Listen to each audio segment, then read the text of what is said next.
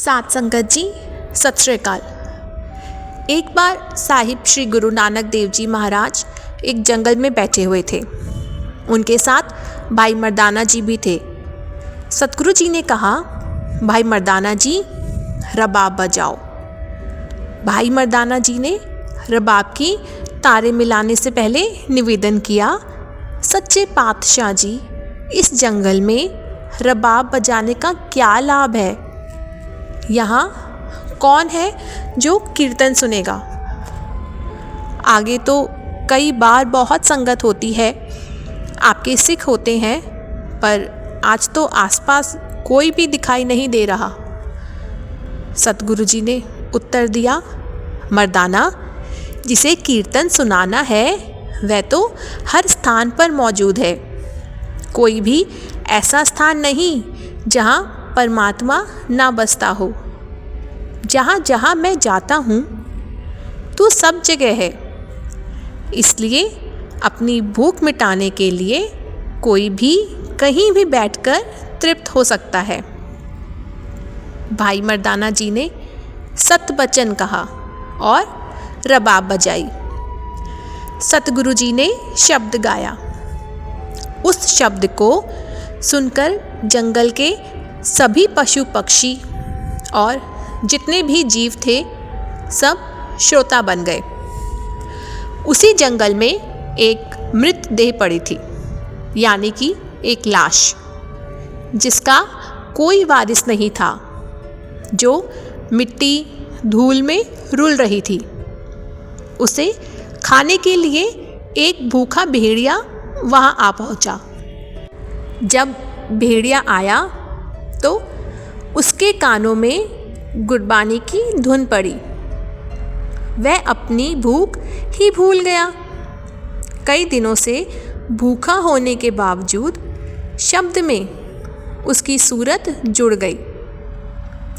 शब्द के प्रताप से उसमें इतनी शुद्धता आ गई कि उसे अच्छे बुरे, भले बुरे की पहचान हो गई। कीर्तन से उसे विवेक बुद्धि प्राप्त हुई। जब सद्गुरु जी ने शब्द की समाप्ति की, भाई मर्दाना जी ने रबाब एक और रख दी। सामने देखा एक बहुत भूखा भेड़िया खड़ा है। भाई मर्दाना जी को भय हुआ, पर हौसला तब आया जब भेड़िया उनकी ओर नहीं आया। वह सामने पड़ी लाश की ओर गया, पर उसे खाया नहीं उसने उसके हाथ, पैर और छाती को सूंघा, फिर निराश होकर बैठ गया। जब सतगुरु जी की समाधि खुली, भाई मर्दाना जी ने सारी बात बताई। महाराज, भेड़िया बहुत भूखा था, ना मुझे खाया ना उस मृत शरीर को। ऐसा क्यों? सद्गुरु जी बोले, गुरबाणी के प्रताप से इस तामसी जीवन पर कृपा हुई है। तामसी जीवों में तमस अधिक होता है, पर जब अकाल पुरुष की कृपा हो जाए तो उन्हें अच्छे बुरे की समझ आ जाती है। भोजन की तलाश करना उसका स्वभाव है, पर उसने सूंघकर परख लिया कि यह मांस खाने योग्य नहीं है। भाई मर्दाना जी ने पूछा, महाराज, यह मांस खाने योग्य क्यों नहीं? सतगुरु जी बोले, यह जो मृत देह यहाँ पड़ी है, इसके कोई भी अंग पवित्र नहीं है। इसके पैरों ने कभी संगत नहीं की, तीर्थ नहीं किए। इसके हाथों ने कोई पुण्य कर्म नहीं किए।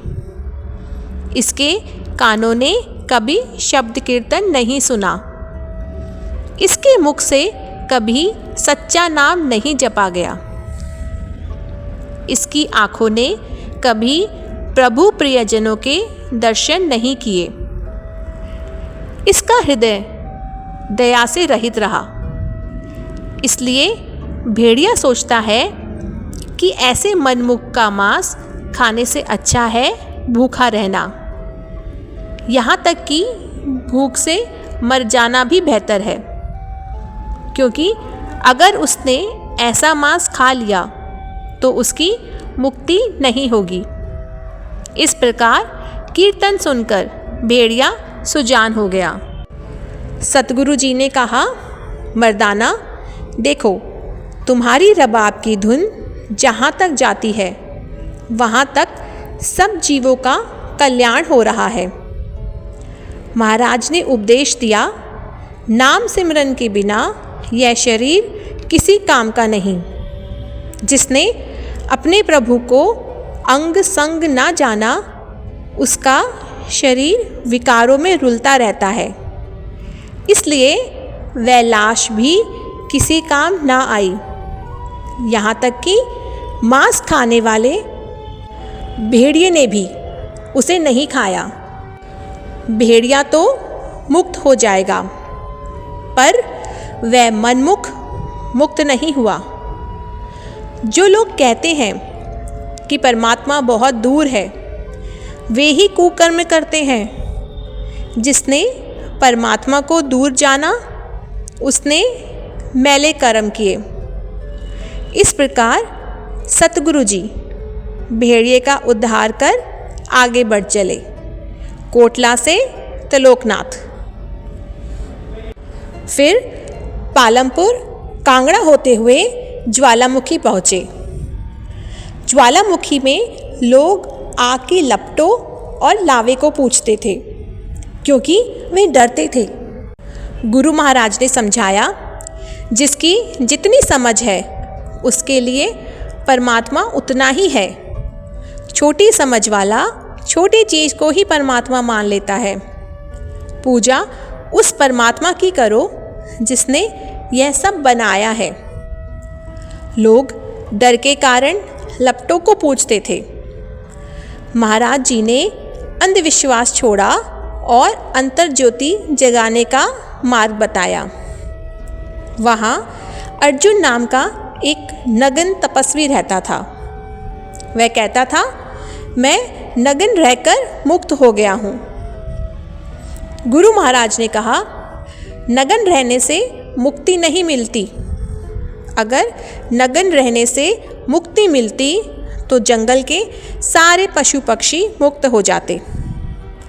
नंगापन या सिर मुंडाना मुक्ति का मार्ग नहीं, जब तक आत्मराम को ना पहचाना जाए। महाराज ने कबीर जी के वचन भी बताए, राम नाम के बिना किसी को गति नहीं मिली, नाम ही सब कुछ है। ज्वालामुखी के लोगों ने यह उपदेश मान लिया और सिखी धारण की। महाराज ने अंधविश्वास छोड़ाकर सच्ची सुच्ची कर्तव्यशील जीवन पद्धति सिखाई। नाम जपना, कीरत करना, वंड चखना, लोगों का भय समाप्त हुआ, वातावरण शांत हुआ। फिर महाराज जी रवालसर पहुँचे। वहाँ लोग बिजली को देवी मानकर पूजा करते थे। सोचो जी, गुरु जी ने समझाया, यह सब प्रकृति की शक्तियाँ हैं। परमात्मा ही सबका करता धरता है। भय छोड़कर नाम सिमरन करो, कर्तव्य करो। उन्होंने खेती करने का भी उपदेश दिया और लोगों को भ्रमों से बाहर निकाला। महाराज जी ने कहा, जो धर्म की आड़ में लोगों का शोषण करते हैं, वे कभी सुखी नहीं हो सकते।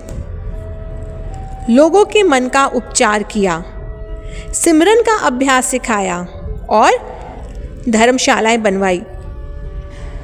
अंत में महाराज जी ने समझाया, दुख सुख जीवन में आते रहते हैं, पर धर्म नहीं छोड़ना चाहिए। सच्ची संगत, अच्छी संगत से ही मनुष्य सच्चे मार्ग पर आता है। संसार को जेल बनाना या महल, ये हमारे कर्मों पर निर्भर है। इसी प्रकार गुरु महाराज ने ज्वालामुखी, रवालसर आदि स्थानों पर लोगों को तारकर उपदेश दिया। आज भी मनुष्य पढ़ा लिखा होकर अंधविश्वासों में फंसा है, इसलिए सच्चे गुरु की शरण में लगना चाहिए। भूल चूक की क्षमा कीजिए। वाहेगुरु जी का खालसा, वाहेगुरु जी की फतेह।